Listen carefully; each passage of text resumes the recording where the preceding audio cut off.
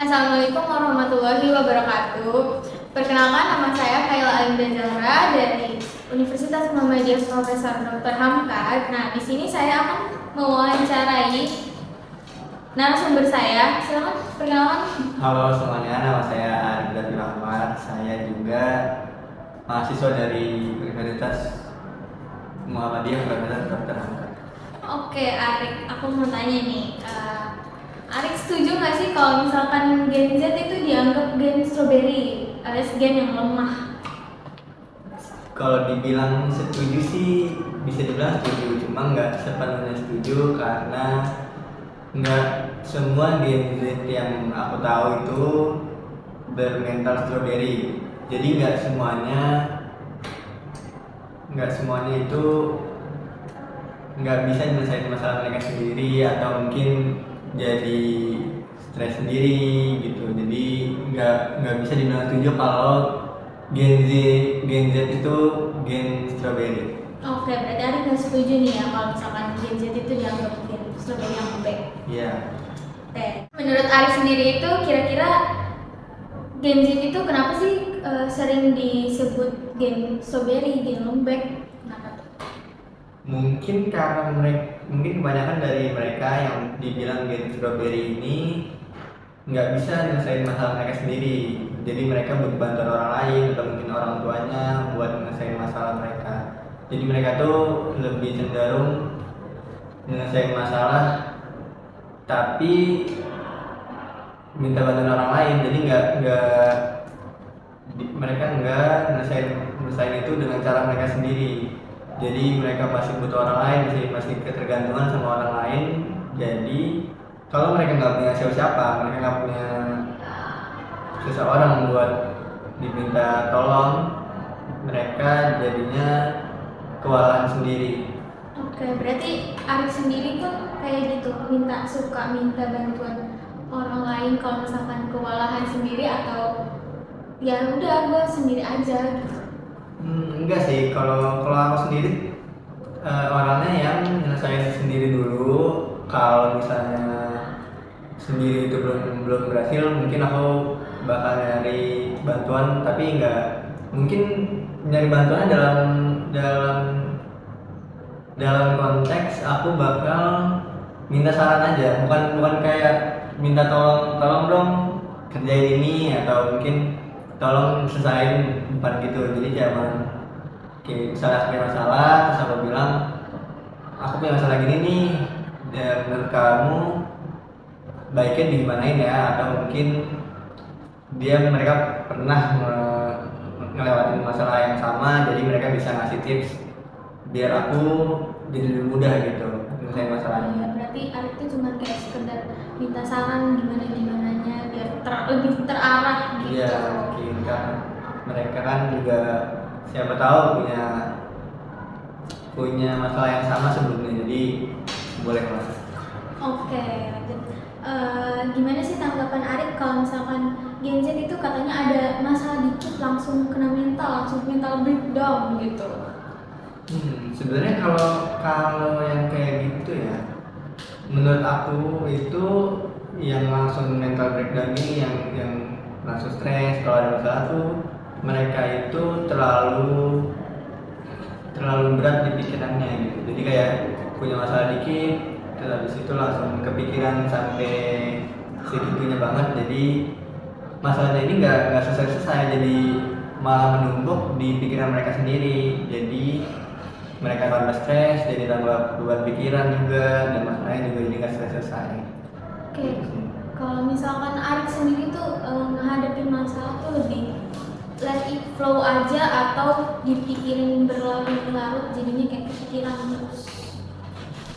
Kalau aku sendiri sih biasanya dipikirin, cuma dipikirin tuh nggak yang sampai kalau ini kayak gini gimana ya, kalau ini salah gimana ya gitu, kayak nggak nyampe yang jadinya jatuhnya kayak negative thinking ke masalah itu sendiri.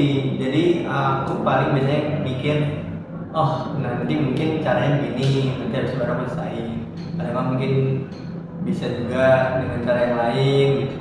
Nanti gimana hasilnya, ya aku bakal evaluasi lagi. Jadi kayak oke nanti aku mungkin ke depannya kalau ada misalnya kayak gini lagi aku bisa nyoba cara lain atau mungkin bisa diperbaiki lebih baik lagi gitu. Jadi nggak sepenuhnya dipikirin banget ya, dan juga fokusnya lebih ke kerjain aja dulu daripada dipikirin.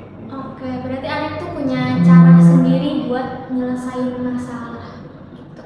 Ya bisa dibilang kalau punya cara sendiri kayaknya enggak juga sih, cuma ya itu caranya mungkin yang umum aja, jadi nggak bisa dibilang itu cara aku sendiri gitu. Oke. Arif ini kan Gen Z ya. Kenapa selalu dianggap lebih sensitif sih daripada generasi sebelumnya? Arif sendiri sensitif atau enggak? Enggak sih, kalau aku sendiri kayak kalau aku sendiri aku lebih jarang mikirin sesuatu yang sebenarnya nggak terlalu berpengaruh ke kehidupan aku. Jadi kayak ya udah terserah aja apa yang mau orang ngomongin selama itu nggak benar menurut aku ya udah gitu. Dan kalau untuk Gen Z yang sensitif ini kayaknya mereka itu masih lebih labil gitu. Jadi mereka tuh bingung kalau perasaan mereka tuh sebenarnya bener nggak sih, atau mungkin perasaan mereka tuh berlebihan atau enggak gitu. Kayak mereka tuh bingung sampai akhirnya mencari validasi ke sosial media. Nah sosial medianya ini mungkin jadi sedikit berlebihan yang membuat mereka jadi terlalu sensitif gitu. Jadi terlalu dikit-dikit, mungkin dikit-dikit hati, tapi ya nggak bisa dinilai juga karena setiap orang juga beda kan. Oke, gimana sih? Kalau misalkan apa sih yang Arif bisa lakuin buat merubah pandangan seseorang kalau misalkan Gen Z itu bukan Gen Strawberry yang kalah omah gitu? Yang dilakuin sih paling aku bakal ngajak teman-teman aku yang seumuran yang bisa dibilang masih Gen Z untuk menjadi diri mereka yang lebih baik lagi. Jadi kayak aku meyakinin mereka kalau mereka tuh nggak lemah, mereka tuh nggak sensitif, nggak Gen Strawberry yang dibilang sama orang-orang. Jadi mereka juga punya keyakinan kalau mereka itu kuat, mereka tuh bisa nyelesain semua masalah mereka kalau mereka mau dan mereka berani nyoba. Jadi aku bakal lebih meyakinkan mereka aja untuk ya udah coba aja dulu, mungkin nanti bakal mungkin nanti akhirnya jadi lebih baik atau semuanya bakal nggak apa aja. Oke, lanjut ya.